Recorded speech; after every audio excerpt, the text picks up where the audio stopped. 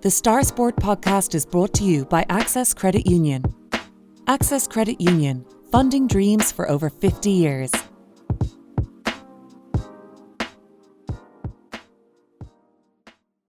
Close your eyes and pull like a dog. And a new Irish record for Phil Healy, 22.99.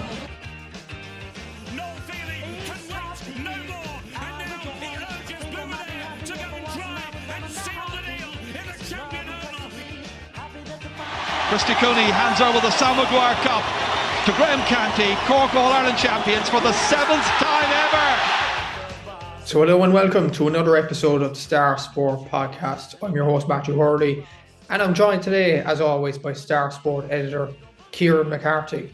The Star Sport podcast is brought to you in association with our friends at Access Credit Union. Access Credit Union, where your bank really does matter. Choose credit union, choose local, choose community.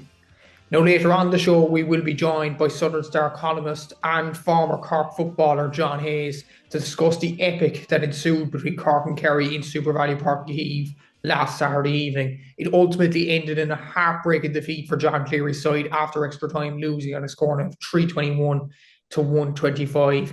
And Kieran, I've seen some people in the media say in the last few days, this is not just in Cork circles or Kerry circles, but nationwide.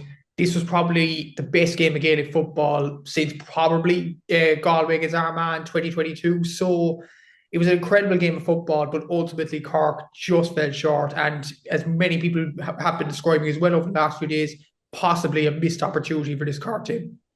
Yeah, I think you're hit the nail on the head with your last assertion there, Matthew, like a missed opportunity. And that's exactly what for me, like this, looking at this game, it's like this is a game that Cork needed to win far more than Kerry needed to win in terms of where both teams are going. So for Cork to kind of sail so close to getting that win that they needed, and then just to come up short, I think it's probably for the group, it's disappointing. Like obviously that final result is disappointing because I don't think they want to hear about moral victories. I think they'd be sick to their back teeth about moral victories. We've seen that over the last couple of years where Cork team goes out and they take a scalp, whether it's a Donegal or go back to 2020 or a Kerry or a Roscommon or a Mayo. But then the next day they go out and they just don't deliver again and just haven't got that consistency there. So I think it is an opportunity lost because like for a Cork war after 20 minutes and then you fast forward to kind of in the normal time into extra time, those opportunities in extra time to the snatch out would have been a famous win, I suppose, and just Cork didn't take their chances. So ultimately there will be a sense of regret. Just have to say, kind of, just I wasn't at the game on Saturday night. I was following it from I was at a wedding of a former member of the Southern Star, Jack McCarran, who was the man who got the Star Sport podcast off the ground back in 2019. So it was Jack's fault that I wasn't in Páirc Uí Chaoimh on Saturday night, and said we were celebrating Jack and Maud's wedding at the Dunraven Arms up in a dare. So we were watching it from afar, but at our table, like the phone was non-stop. It was updates coming through, people at the game and so on, and you could even sense it in the excitement, just the excitement of the game. So like you said, one of the best football games in recent time. But the harsh reality of it is that Cork came up short. This Cork football team, to take that next step. We keep talking about it, Matthews, and they need to win games like this. Came so close, but again, like I just said, came up short. Exactly, yeah, it was a difficult defeat to take, obviously, for this Cork team. But just in terms of the game itself, like the big incidents, obviously, were the three big calls in the game. Before we obviously switch over to John Hayes, I wanted to get your kind of opinions on this, having seen them, obviously, a few days after the game. Obviously, first of all, the red card for Paddy Clifford for the foul on Matty Taylor, obviously high challenge, many people would perceive it as, but then again, like Matty was bending down, his head was bending down, and Paddy just caught him. The other red card for Sean Brady, just at 5 minutes into extra time, was, well, many people would describe it as a very, very harsh call. And the second Kerry goal, Sean O'Shea, when, to me anyway, by the looks of the clips and everything like that, it seemed to be he took about 8 or 9 steps first. So what's your thoughts on those three instances, and did they kind of change the game in a way? Yeah, well, it goes back to the first red card, Paddy Clifford's red card. I don't think that was a red card. I think that was very harsh. Like it was a yellow, if anything, and like that worked in Cork's favour. Like that kind of gave momentum back to Kerry because Paddy Clifford had such a big impact on the game. Like we were saying last week, he's almost that's in he's the heartbeat of this Kerry team, but so much goes through him. So like that's a piece of fortune that worked in Cork's favour. Cork's red card wasn't a red card. Not a hope in God is that a red card. Kind of if that's a red card, we're looking at 12 on 12 when it comes to kind of later in the championship or club action. It was extremely harsh, and it came at a period when Cork were trying to get on top, and if it was 15 against 14 in extra time, who knows what the final result could have been. Sean O'Shea definitely did steps. He was it was almost like watching a fellow doing Irish dancing there for a bit. He was just kind of waltzing off through, kind of. So there was definitely steps in that. I've heard people say maybe it was a free in if anything, or before that, but Sean O'Shea did take steps as well. So there are three calls that probably didn't get the right result. Kind of especially those two red cards. They were extremely harsh. They definitely were, no doubt about it. And we will discuss that in the interview with John Hayes. But just before that, just in terms of the rest of the year, Kieran, from your own point of view, our next game is probably going to be against a provincial finalist in the group stage. We also probably have a provincial winner in our group and a third seed. So Cork will convert to be fourth seed going into the All-Ireland group stage, which will happen around the end of May or middle of May.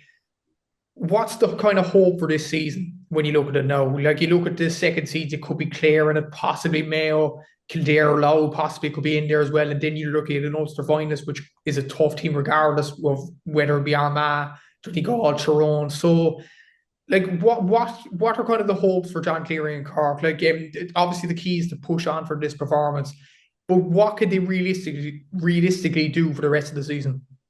I think, like I was saying, they're going to be obviously fierce disappointed this week because it was a game that Cork should have won, ultimately didn't, But it did show that Cork can go toe to toe with one of the All Ireland favourites. Although I would caveat that against a Kerry team, their first game in Munster, and I think Kerry are kind of a team that will pick up momentum as the year goes on. If you want to beat a team like a Kerry, you're better off getting them now early in the championship before they kind of find their rhythm, if they are to find their rhythm. So I still think Cork will take a lot of positives from it. How far can they go? I think this Cork team has, I suppose, proved a lot of people wrong over the last couple of months. I'll still stand by my kind of assertion that it's really disappointing that the Cork footballers didn't get out of Division 2 because it was set up for that this year in terms of the teams that are in that league. But a couple of disappointing results there, especially that one away to Down, just cost Cork in the end. But Cork are certainly good enough to get out of their whatever group it is, because we have to remember, and it's in this All Ireland group stage, you've three teams, advancing effectively from a group. So you'll be looking at a preliminary quarterfinal and hopefully an All Ireland quarterfinal. I think go back to 2 years ago, like that was a really good run. Got to the All Ireland quarterfinal against Derry up in Croke Park. Some big teams along the way beaten. I think we need to see that again, because what we need to see is progress, and I think now the challenge for this Cork team is to back up what they did against Kerry with those three group games and put three good performances back to back. I think that's so key for this group now. It can't be one step forward, two steps back. They just have to keep kind of inching forward. So hopefully they'll take a lot of positives out of it. They know there's a lot to work on as well, especially when it comes to rootlessness, kind of shot conversion and all that. But there's positives to take. But we need to see this Cork team just keep moving forward and just build on what we saw on Saturday night. Exactly. So, and let's hear John Hayes' thoughts on the Cork and Kerry game right now. So that I'll be joined on the Star Sport podcast this week by John Hayes to discuss the Cork and Kerry game that took place at the weekend. Obviously, Cork losing agonisingly after extra time last Saturday. I suppose, John, what's your first reactions after the game? A very good performance by Cork. Heroic is what I was hearing in the media circles over the last few days, but ultimately it is another defeat to Kerry. Hard to take, obviously, but the performance, it was a brilliant showing by the players all the same. Yeah, look, it was a brilliant effort, definitely. I don't think the performance would be described as brilliant as such, though. Like the way I see it, look, it was a crazy game in a lot of ways. And to be honest, like the first 20-25 minutes, Cork were way off it. They were way off it. Kerry were in complete control, and we're 9 points to 2 up after 25 minutes, and it should have been more, really. Kind of some poor finishing and maybe 15 points when there was half chances of goals and that kind of thing. Kind of a little bit on Kerry, kind of like Cork off the hook to an extent. And then, in fairness, Brian O'Driscoll, he stood up, tore into the game. 5 points there in the 10 minutes before half time, just from Brian. Almost single-handedly dragging Cork back into it, and Cork were blessed to be 2 points down at half-time and normal time, I suppose. Then the start of the second half, Cork came out, they had a bit of spirit. Brian Hurley kicked a big 2-pointer and that kind of thing, but they weren't able to put it on the board as such. And then Kerry kind of had a purple patch again, and put a few points ahead, and then Cork get cut out, a long kick out. And I suppose before coming on this evening, and when doing the column, I kind of went back and I started watching the game from the Paul Gainey goal. That's kind of the moment when everything kind of kicked off. So I went back and started watching it from that moment on, and it's 117, I think, to 12 points. And Kerry again. Look, I think Mark O'Shea's comment on the commentary was game, set and match Kerry when that goal went in. But just moments later, Paddy Clifford goes in high on Matty Taylor. Again, I think it's probably a harsh red card. I thought it was kind of fell into the black category, kind of up around the kind of a horse collar tackle around the shoulders, neck, all right, yeah. So a little bit in, but I suppose in the conditions it looked worse than I think the tackle really was.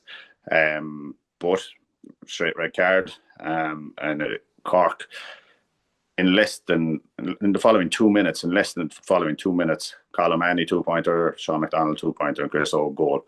So the game was completely flipped on its head in 2.5 minutes, and all the momentum and the extra man with Cork.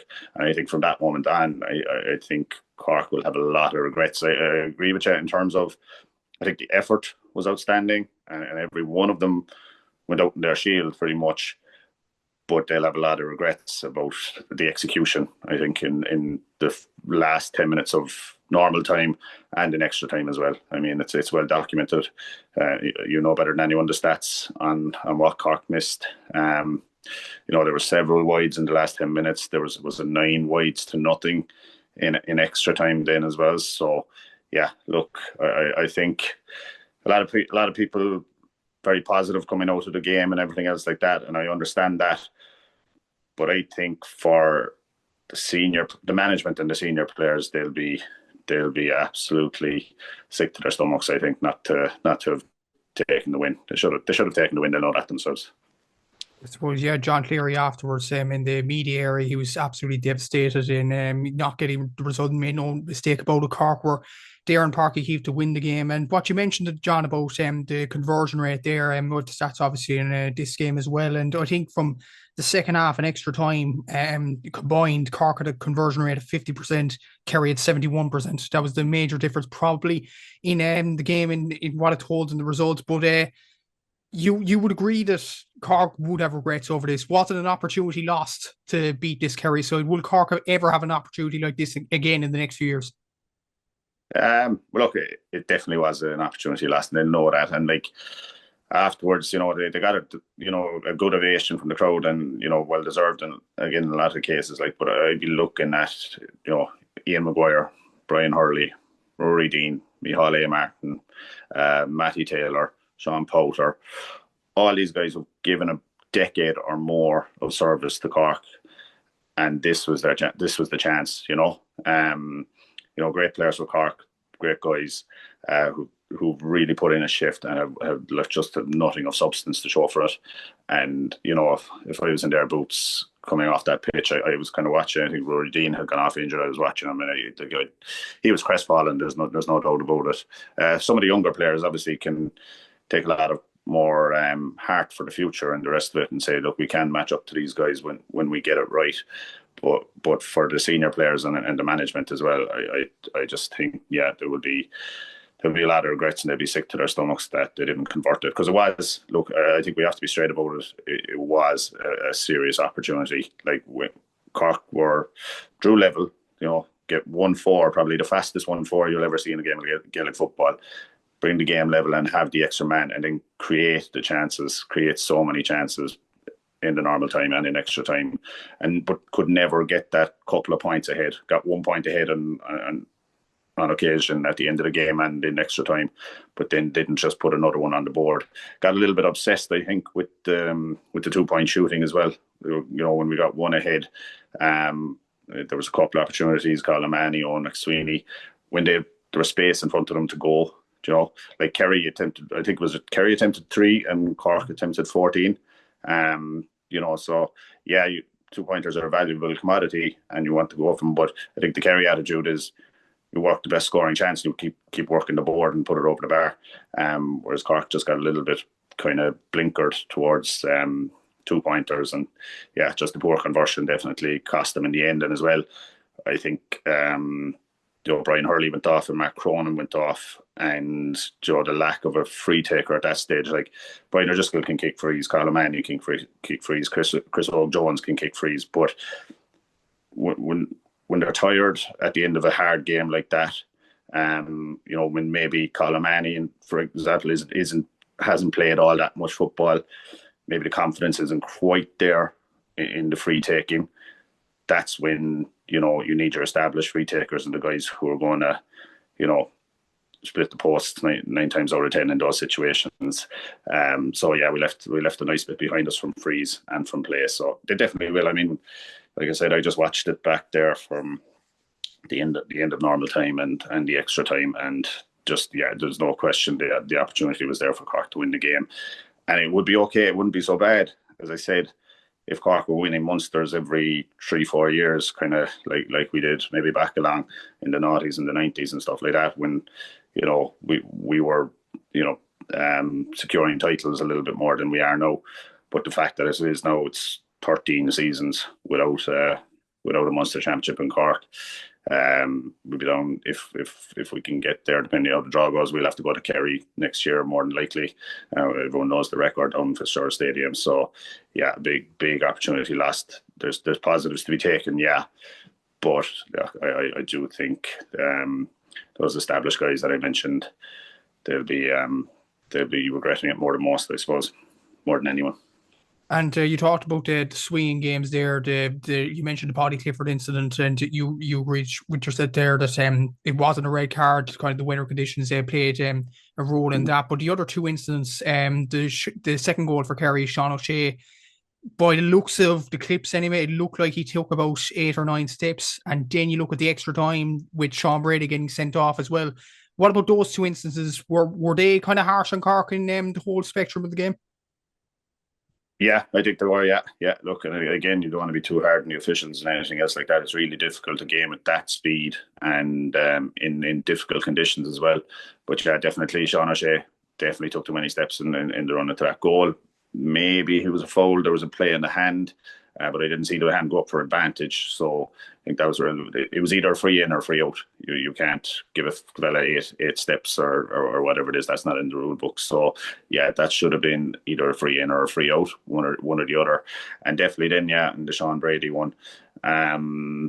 Look, like at the time I was in the south stand upper, and a long way. It happened on the other side of the pitch from us, and it happened very quickly. Joe O'Connor, as he did all night, plucked the kick out. And Sean came in kind of quickly. I suppose it's a foul for a start, because you can't tackle the guy from after claiming a mark. But it just happened quickly, and Joe O'Connor made a massive meal of it. Like, you can see it when you watch it on the TV afterwards. Like, the contact is low around here, around his midriff. There's not the contact to the head that it looked like potentially at the time. Obviously, looked like to the linesman, but yeah, I think there was just a massive element that they were evening it up after the Kerry red card. Like I said, I think Paddy Clifford's was a black card offence as opposed to a red card offence, and I think Sean Brady's was probably not even a yellow, just a free, I would say, and. Yeah, free for tackling a guy after the mark, but no, it shouldn't have been a red card. And yeah, I think the officials on the big calls didn't get it right, really. Simple as. And another kind of element to the game as well, the kickouts. And like you were mentioning on your column last week, myself and Kira were mentioning this kind of element as well in last week's podcast about the kickouts and the way the Cork could get at Kerry, considering Barry, Dan O'Sullivan and Joe Connor in the next game, obviously. But they're a relatively new midfield pairing, and we were thinking the Cork could have the capacity to dominate Kerry at midfield with the likes of Maguire and Colin O'Callaghan there. It didn't seem to materialise in the first half, and the kick-out strategy that you keep referring to in the last few years, especially last year in your column as well, about the kick for Beyond A. Martin to the left, that seemed to keep going in the first half. It kind of got better as the game went on in the second half. A few kind of elements, obviously change of goalkeeper for Kerry. Shane Ryan went off. Shane Murphy went into goal and didn't probably look comfortable on the kickouts. And then Sean Walsh, I thought, coming on in extra time was absolutely exceptional at feeling the ball as well. So, like, is that kind of another element that Cork would have regrets on, especially with the kickout strategy in the first half in particular? Yeah, look, yes, I think it is an area that look, Cork have decided this is the strategy, and they have tried to line up a second kind of a set piece where they line up centrally in a line and break wide. But a lot of time, actually, if nothing kind of became apparent to me all, they just shifted towards the box on the left hand side, and were trying to do it on the move almost, and it was possibly even less effective. And also, the other kind of result of it is that when Cork don't win those kickouts, we're very much at sea defensively in terms of we're not in our positions and not picking up, direct opponents, and it becomes a kind of a case of just picking up the guy who's nearest to you. And like, I was surprised, I suppose, again, and other people would say that someone wasn't detailed, even just to stick with Paddy Clifford, like no matter where he goes, kind of a situation. But it wasn't that case. Different people were picking him up at different times in the first half, and I think he's too good a player to be kind of passed from one guy to the next.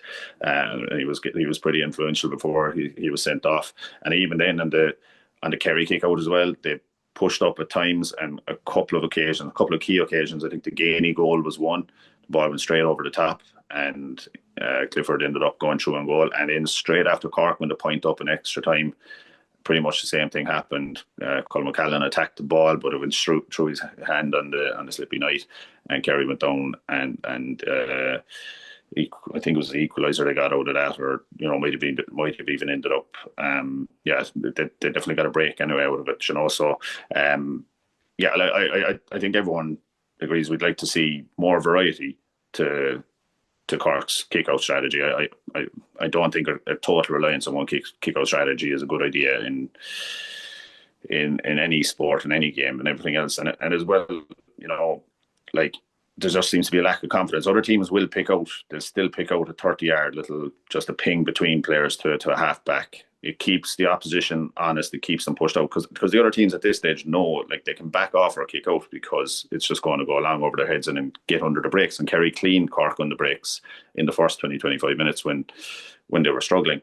And like, Cork went a man up for the last 10 or 15 minutes of this game, so they should have been able to generate quite easily free men for a 30-yard little ping from Micheál Martin. But it's just not the way that they are coached to play and want to play as well. So look, I think it's well flagged.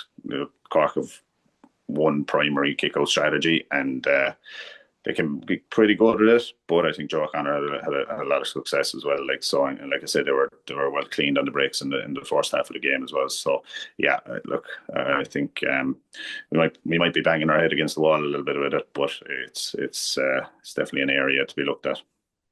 You talked about earlier in the chat as well about the over-reliance on 2-pointers. Maybe that was evident in the game, especially in extra time when Colin Manny was taking on them efforts, obviously. But moving on later on the championship, could you see that as a positive for Cork, getting a load of 2-pointers? Obviously, 6 on one night against Kerry is absolutely exceptional, and it's probably, like, Cork, when you look at the whole country in terms of how they played in the championship so far, Cork are probably one of the best in terms of 2-point kickers. Like, 5 different players kicked 2-pointers on the night. Is that a positive for Cork moving forward? It's a positive when you kick them. Yeah, like, 6 from 14 is okay. And like, it was that moment after the Paddy Clifford thing, they nailed 2 out of 2 in that moment. And yeah, of course, you're delighted, and you follow up with a goal. I said, geez, we're motoring now, but we missed an awful lot of them after that, you know. We missed, like I said, I think Almani might have missed 3 in total himself from outside the arc, at least. Owen McSweeney missed from outside the arc, if I remember. A couple of frees from outside the arc didn't go over. So, yeah, look, I wouldn't like to see them be so kind of hell-bent on doing it. I think Conor Callahan's score, maybe, there was kind of a quick 1-2, and it was either Conor Callahan's or one of Chris Oak's points, and Brian O'Driscoll and the two of them actually went direct towards the goal, because Cork got in the habit late in the game of going laterally and just hoping that the 2-pointer would open up and kicking under pressure then, you know. The 2-pointers are fine, but if you're kicking under pressure, it brings down your chances a lot, and that's what Cork ended up doing. There was one little, like the Chris O point towards the end of, or start of the second half, or start of extra time, and Conor Callahan's one where we actually attacked the D. You know, you can still attack the D and, you know, create opportunities there and get in for something. It's only a 1-pointer, but it's a far higher percentage shot. And, you know, Kerry are putting up big scores without having to rely on the outside shooting. It's a good, absolutely, of course, it's a good arrow to have in your bow. But yeah, like I wouldn't be over reliant on it again if you know, if I was coaching a team myself. But yeah, look, again, I don't want to be negative, because not many people gave them much of a chance going up to the game, and they absolutely did work their socks off and did play some very good football at times. But yeah, look, I think they'll look at it themselves and know there's a lot. I suppose one of the big positives is that Cork didn't play. They played far from a perfect game, and they still probably should have beaten, you know, the league champions and the favourites for the All Ireland. So that kind of shows that if we can make those improvements and tighten up on those few things, like the conversion rate and improving on our kickouts, our own kickouts, maybe getting 1 or 2 away a little bit cleaner and easier, then, you know, there's no reason we can't have a very positive season for the rest of it. In terms of players, obviously you mentioned him earlier in the chat, Brian O'Driscoll. Like, looking at him the other night, 5 points overall, 2-2-pointers. I think 11 points for play across the 2 games against Limerick and Kerry, 4 2-pointers overall. Is he one of Cork's most important players at this present moment in time? Oh yeah, 100%. I mean, he is. Like, I think the 2 midfielders as well. I think Ian Maguire and Colin McCallum. I think Ian, after not, you know, early, he wasn't in the game a lot early on, but he tore into it afterwards, and he covered immense ground and got massive turnovers, especially defensively.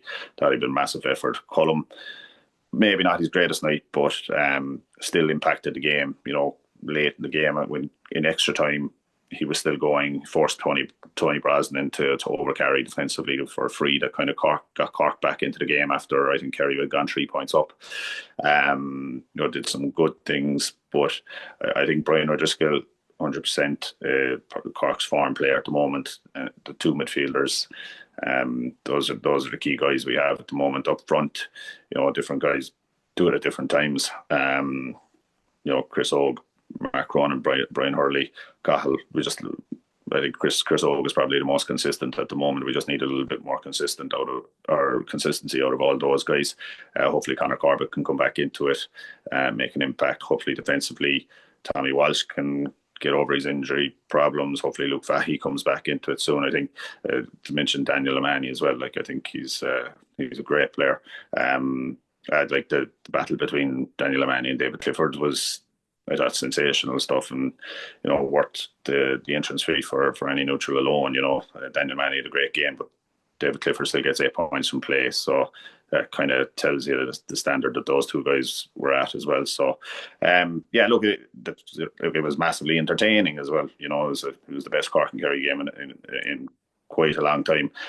So, you know, I think just from people who enjoy football and who love football, it was great to have that as well, you know, and it's kind of a big endorsement of the new rules as well. So it is good. There's positivity back about Cork football. But yeah, like I think they'll be kicking themselves in a way as well.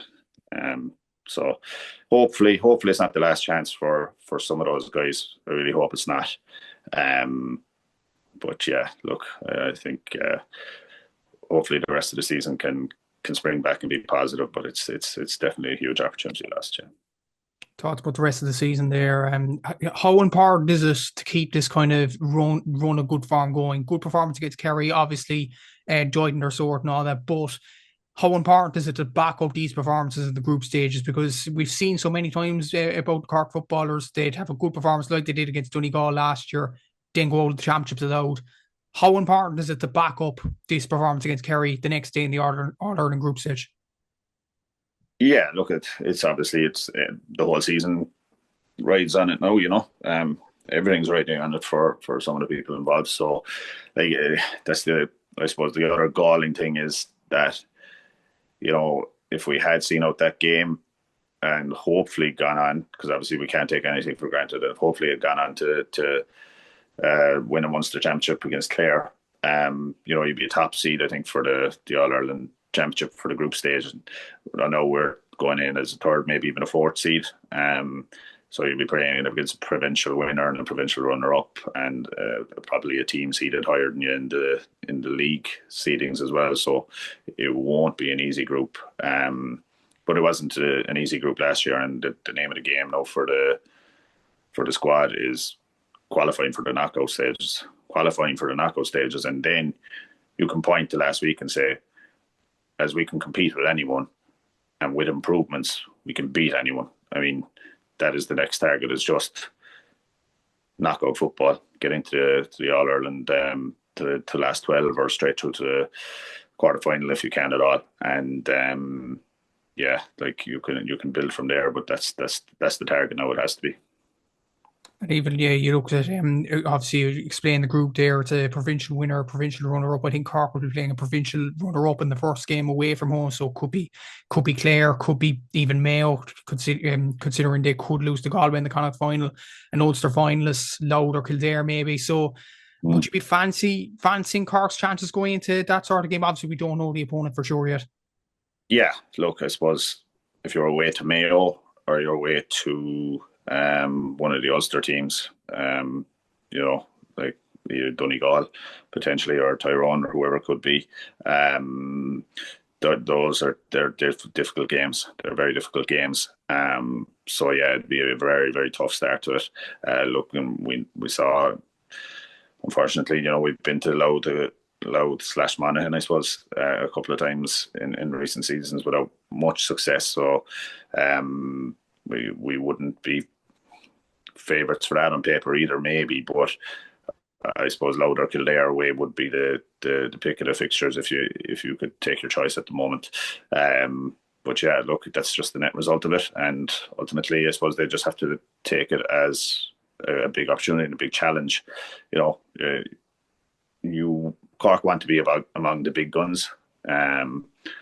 Cork want to be competing in Munster finals and in All-Ireland knockout phase, and to do that now, they're going to have to go and pull off some big results similar to what they did against Donegal, say potentially last year. But then they're going to have to.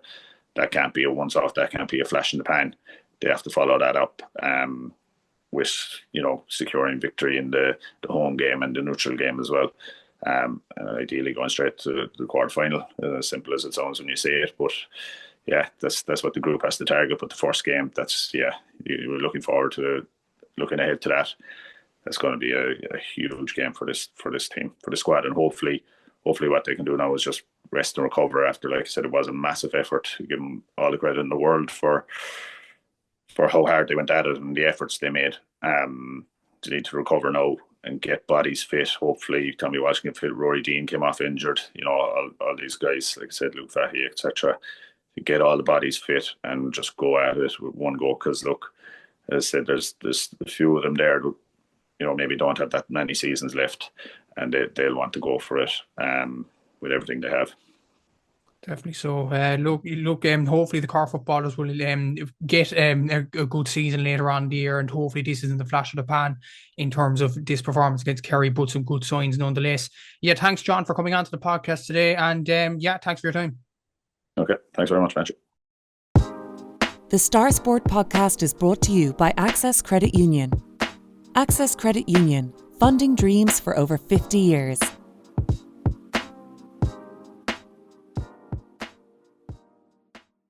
So we won't move on from football necessarily. Obviously, the under-20 football Munster final is coming up this Monday evening at 7:30 in Super Valley Park in Keeve. It is, again, it's Cork against Kerry, but this sort of game, Kieran, has kind of a different feel to the senior game. The senior game, we were thinking, okay, Cork can really cause a shock here. They're in good form defensively, and they could trouble this Kerry side, and it seems like it's very well set up. With the Cork under-20s, they lost by 10 points to Kerry in Osselsack Park a few weeks ago. They drew against Tipperary to edge into a Munster final, let's just say as well. So it's fair to say Ray O'Mahony's team are going into this game extreme underdogs, and Kerry most likely will win the game. But what do Cork need to do to kind of reverse those fortunes? That's exactly what Ray O'Mahony and his management team are trying to work out these days, Matthew. It's going to be a tough task for the Cork under-20s. This, if you go back to that game in Trio a couple of weeks ago, Kerry won by 10 points, but they weren't easing up. You know, kind of I think we're 15, 16 points up at one stage. I could be wrong in that, but I know Cork came with a kind of a late scoring burst there to almost make the scoreboard look respectable, and to make that look respectable, it was still a 10-point defeat. You know, like, this is a really good Kerry under-20 team. Remember watching Mercy Mount Hock against the Hammies in the Cornivery semi-final back in Mallow a couple of months back, and there was the likes of Paddy Lane and, you know, just really good, talented footballers. I think there was four Kerry under-20s in the front eight of the Mount Hawk team that day, and they're just a really well-polished outfit. So Cork have it all to do on Monday night. Would home advantage help? You'd hope it would, you know, some bit, but it's a big gap to close in just a couple of weeks. And like you said there, Matthew, Cork then were almost fortunate to draw with Tipperary in the last game and sneak into the Munster final, whereas Kerry hammered Clare, as far as I know, in the other side. So this is a Kerry team right bang on form. They're scoring freely. They have the knowledge that they've already beaten this Cork team, so they'll be walking into Páirc Uí Chaoimh Monday night with their chests puffed out, thinking, okay, come at us, Cork, see what you can do here. But you'd have to fancy Kerry here. It'll take a pretty big upset for Cork to win this one. Exactly, yeah. It's going to be a tough game for Ray O'Mahony's side, but we wish them obviously the best of luck against a very good Kerry side, obviously, in this under-20 Munster final. Switching codes to the hurling, and the Cork seniors were in action last weekend against Clare in Zimmer Boymet Park Kissogue. They drew against Clare 224 to 321, and funny enough, before the game, you'd be kind of thinking, and if you didn't see the context of the game, you'd be kind of thinking, okay, draw against the All-Ireland champions away from home, decent results. When you look at the context of the game, 12 points up at half-time, 9 points up with Shane Barrett got sent off in this game as well. It feels like, I would say one word that describes this game, Kieran, in many ways is frustrating. Like, they had a big lead going to half-time. They kind of let it slip, and the hype train's kind of, I wouldn't say stopped, but it's kind of frazzled out kind of a small bit before the game against Tipperary this weekend. Like, it's no harm to get, I'm not going to say it's a dose of reality for Cork hurling fans, but the reality is it's going to be really hard to win this All-Ireland Championship. The league was absolutely brilliant from a Cork point of view, did so well, got their hands in silverware, ended a long barren run without winning national silverware. Like, the league definitely did its job in terms of prepping Cork for the championship. But everybody knows the championship is a different beast to the league. Like, the intensity ratchets up a couple of levels. The intensity, you know, the pace of the game, and we saw it in this last Sunday. Like, frustrated is a great word to use, Matthew, because for Cork to be 12 points up and to not come away with the win, you know, they'd be kind of scratching their heads on that one. But then at the end, Clare gone ahead, you know, and Cork came back to get the draw, like with that late score as well. So it's kind of it's almost frustration after the first half, but in relief by the end. But if you're looking at this in the cold light of day, getting a point away from home against the All-Ireland champions in their backyard, you would have taken that before the start of the before the start of the game, because Cork have home games against Tip this weekend, then against Waterford coming up, and you'd fancy Cork to get the job done there. Do that, you're on 5 points, and you're looking at progression to the All-Ireland series and hopefully getting to Munster final. I know there's a tough trip to the Gaelic ground as well, but there's such a fast turnaround. It's all about Tipperary now this weekend, and with Tipperary drawing against Limerick last weekend, it's so well set up, But if Cork can get the job done against Tip, that's a big step forward. Definitely is, and that game against Tip is on Sunday at 4 p.m. Apparently, the Tip allocation is actually, I was hearing recently, it's actually going back into online as well within the club. So, but people have to act fast, obviously, to get the tickets. Obviously, they could be sold out within 5 minutes. We never know. But that game is in Super Valley Park Heave on Sunday at 4 p.m. And Frank and Walters are also playing before the game, so it should be a good atmosphere in Cork at the weekend. Moving on to Camogie and the Camogie team, if we talk about the hurling team kind of stalling in terms of the hype train, the Camogie team don't seem to stop at all. They beat Clare at the weekend 2-22 to 10 points, and they played Tipperary or Waterford in the Munster final. A comfortable win for the Cork Camogie team, and the biggest stat of all, again, they haven't conceded a goal at all this year in 7 games. We're now on, April 23rd, and Cork haven't conceded a goal so far this season. It's absolutely incredible in its own right there. And a big show as well to Banascarty's Billy Condon, who got her first goal for the Cork Senior Camogie team at the weekend as well. She chipped in with 1-1 off the bench. Libby Coppinger played in this game as well. Saoirse McCarthy got 5 points. So all around a very good day at the office for Cork, and the train is going to keep rolling for the Cork Camogie team. They're going to be impossible to stop, aren't they, this year? Yeah, they're looking quite good at the moment. Obviously coming off the back of the league, winning the league for the first time in 12, 13 years. You'd fancy Cork to win the Munster Championship as well, and then it leads into the big one, the All-Ireland series, where Cork are going for the 3 in a row. It's just such a strong squad at the moment, and it's a team that knows how to win. It's a team full of experience. It's got young players coming through, like you said, Millie Condon there. Off the back of that, if you're looking at Cork had success in the Under-23 Championship as well over the weekend, so that shows that there's the conveyor belt of talent is there. Just Cork Camogie is in a quite a good place right now. The senior team will be hard to stop, but I think what's so impressive about them is that they're going out and they're just doing the job every game. Kind of the only game they've lost, and we've said it before, the context of that is it didn't matter in the grand scheme of things. They'd already qualified for the league final, they'd made changes and so on, but it's just they've been so impressive, and it's building up into, hopefully, touch wood, a really good kind of All-Ireland series for this Cork team. But like I was saying earlier, with the Cork hurlers, championship is still championship. Like we're looking at the All-Ireland series later, like the likes of Galway and these teams. You cannot write them off. So Cork need to keep their standards high, keep doing what they're doing, and if they do that, it'll be quite hard to stop this season, I would think. Yeah, and hopefully they will win the 3 in a row in terms of All-Irelands, but the Munster final is first coming up for that Cork Camogie team. Moving on to the LGFA team, and obviously the hurlers, the footballers, and the Camogie team have already started their championship campaigns. The LGFA team start their championship campaign this weekend against Kerry in Clodove at 2 p.m. This Saturday, obviously. And Joe Carroll will probably be positive enough about the league campaign. Obviously, 8 games, only 2 losses to Galway. They went up, that was their main objective, obviously, to go up from Division 2 to Division 1.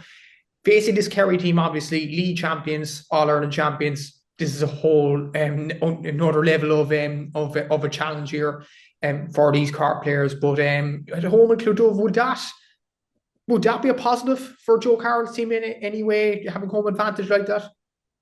I think it should work some bit in Cork's favour, but the reality is that this Kerry team is the All-Ireland champions. They've just won the Division 1 final. They're 4 goals past Armagh in the league final. They're just a step ahead of where Cork are at right now, but that's just the reality of the situation, because this is a young Cork team finding their feet, their first year under new management, whereas, Kerry have new management, but this is the group that have won the All-Ireland final last year, have been in finals before that. So these are 2 teams at really different stages of their development. So just be interesting to see how Cork cope against Kerry the next day. It's just I was chatting to Joe Carroll for a piece for this Thursday's Southern Star match, and he was saying that he just wants his team to be more ruthless and more clinical. He's just pointing to different, even at the recent league finals up in Croke Park, on the same day that Cork lost to Galway in the Division 2 final, Kerry beat Armagh in that Division 1 final, and he just kind of pinpointed the difference of the ruthlessness of both teams. Kerry took their chances, while Cork didn't take their chances, and against Cork, Galway scored the chances that were presented to them. So he knows that this Cork team, they just need to be more clinical when it comes to big chances in the game, and hopefully we see that on Saturday. But we've seen over the last couple of seasons too, where Cork are well able to put it up to Kerry in the Munster Championship. Okay, Kerry won last year's Munster final, but Cork did really well in the first half there. Go back to the year season before that, Kerry actually beat Cork in the Munster Championship. So maybe this could be an opportunity for the Cork ladies to kind of put their flag in the ground. It works as a round robin series, so Cork have 2 games after that. There's 4 teams in the Munster Senior Ladies Football Championship, and the top 2 teams will go through to the final in the Mallow at the end of May. So hopefully Cork can start off on the front foot on Saturday. If not, they 2 games after that in the next 2 weekends. But just to point out too, Matthew, was Joe Carroll also raised a good point with me, and again it's in Thursday Southern Star. The Cork Senior B team takes on the Kerry Senior B team in Killarney on Saturday evening at 6:30, while both A teams, you could call them, are playing in Clodove on Saturday at 2:00. Why was this not a double header? It just makes so much sense. It's Cork and Kerry, just make an occasion of it. Have the senior and the Senior B championship games on the same venue as a double header. It'd be great for the game. You get more fans of both teams there. It'd be great promotion for the Senior B Championship too. I'm not sure what happened there in terms of the logistics and the fixing of the games. But one is in Clodove at 2:00 on Saturday, and then the reverse fixture in the B team is in Killarney Legion at 6:30. So, as Joe Carroll points out in Thursday Southern Star, it just seems like it was a missed opportunity. It does, yeah, and that's probably another discussion as well in terms of double headers and common sense in many ways as well. But hopefully that'll be fixed in a few years' time, obviously. And Joe Carroll makes a good point there.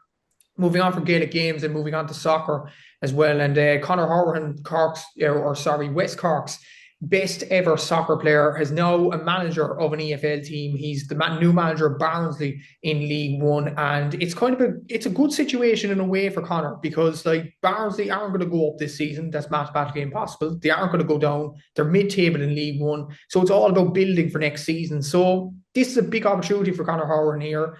And with the Barnsley team as well, they want to go back to where they belong, they would argue, and that's in the Championship. Yeah, an incredible opportunity for Conor. Just have to remember, Conor's only 34 years of age. He turned 34 earlier this year, and he's already a manager of an English Football League team. So we've always kind of hailed him as a trailblazer for West Cork sport. We don't need to go through everything, but our first Irish senior international, our first Irish senior international goal scored at free kick against Georgia, our first Premier League footballer, the first West Cork man to score in the Premier League. He scored in all 4 leagues, from League 2, League 1, Championship and Premier League. He's done so much as a player. And now he's setting off in his next chapter, which is as a manager. He rejoined Barnsley last summer as a player coach, then very quickly transitioned into the assistant head coach in December when he hung up his playing boots. And now a couple of months later, he's Barnsley's head coach. It's just a phenomenal rise. But those who know Conor knows how much he's worked towards this, and he's really embraced, I suppose, the challenge of coaching. He just loves it. He'll tell you himself, he's just obsessed with the game, and all his hard work is starting to pay off. But now, being a player and manager is so different. He knows himself, manager is a results game. It's such a fickle business. So just want to wish him the very best of luck. 2 games left this season. Shrewsbury this weekend. I think it's Reading the weekend after. And then it's planning for next season. So an incredible opportunity for Conor, who keeps flying that West Cork flag in English soccer, and he keeps doing incredible things. And I think everyone in the region should be really proud of what he's done. He's a young fella who left his shores when he was 16, was playing with Bandon AFC, kicked his first ball at the Town Park in Bandon, and look where he is now. Just an incredible story. It really is, and wishing Conor all the best for next season in particular with this Barnsley side. It's going to be very difficult in League One next season with the sides coming down for the Championship in particular, all above 40 points in the relegation zone at the moment. It is going to be difficult for Barnsley next year, but obviously wishing Conor the best of luck in his new role. We'll take a quick break now, and after the break, we'll look at what's in this week's paper. The Star Sport podcast is brought to you by Access Credit Union. Access Credit Union, funding dreams for over 50 years.